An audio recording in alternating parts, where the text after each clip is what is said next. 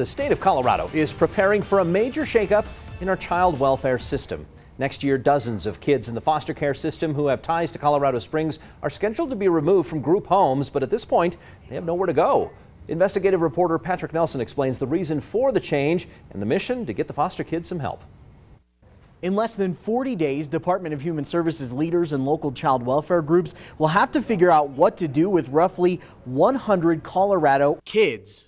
They've got to go, and they've got to go now. This is the biggest orphan crisis in the last 50 years. We've never had this many kids who are in institutions that have to be out and out so quickly. Ross Wright is the CEO of Hope and Home, a child welfare agency that helps connect orphans with foster families.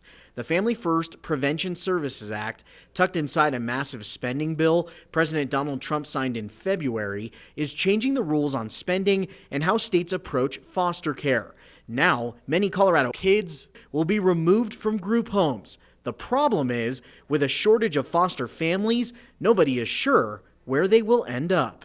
It's a weird thing saying that, pushed out of institutions. On some level, it's an amazing, wonderful, great things that we're getting these kids out of these institutions. We know that kids should be in families. In El Paso County alone, the future for many foster kids remains in limbo. So currently we have 86 children in congregate care today, and we need to get them out, if possible, by January 1st.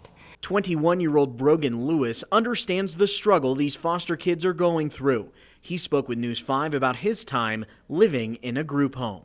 It was a meal in the morning, someone to help you on your homework, and a meal at night, and bed to sleep in, roof over your head. But I didn't have family. I didn't have someone to stand on the sidelines at a sport event, cheer me on, tell me if I'm doing a good job or what I need to improve on. Wasn't anyone to, look at my A+ test and congratulate me on working so hard through it. It was, I need to figure this out on my own. But a 12-year-old isn't supposed to do that. After years on his own, Brogan was adopted into a loving family and says he hopes these children in need will get the same opportunity. Where are they going to go? Is there anyone going to be looking out for them? That's what they're wondering. Natasha Gillespie is one of the people working to help foster children and foster families find common ground. She was removed from her birth parents at just 3 days old. All right. Got this.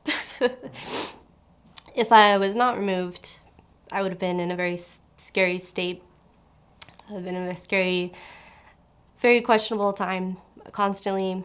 I would not have been safe. With the help of people like Natasha, who was adopted at age 3, new foster parents and kids placed in their homes will have the support from someone who understands the process and needs of everyone involved. My background, where I came from, has made me into a woman that I am today and helps me guide foster kids and foster families to the right direction and just gives them hope.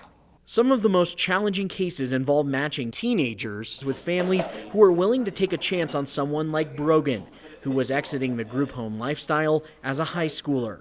But child welfare experts say the teens in the foster care system all face similar challenges and have the same dream. Teens in the system, we think of kids that have committed crimes, kids who have done things wrong, but these are not those kids. These are kids who have had bad things happen to them. These are kids who have been abandoned, who have been abused, who have been neglected. These are kids that just want a family. A recent federal report shows the foster care population increased by more than 10% between 2012 and 2016. Investigators link the increase in child welfare caseloads to the nation's opioid epidemic. If you would consider answering the call to be a foster parent or want to find ways to help in this effort, I've posted resources on our website, KOAA.com. Always watching out for you. Patrick Nelson, News 5 Investigates. Patrick, thanks. And leaders at El Paso County DHS tell us that children living in group homes will not be placed in unsafe situations, while the goal is to place each one of them with a new family. If there aren't enough options available, arrangements are being made to keep them in group care longer if needed.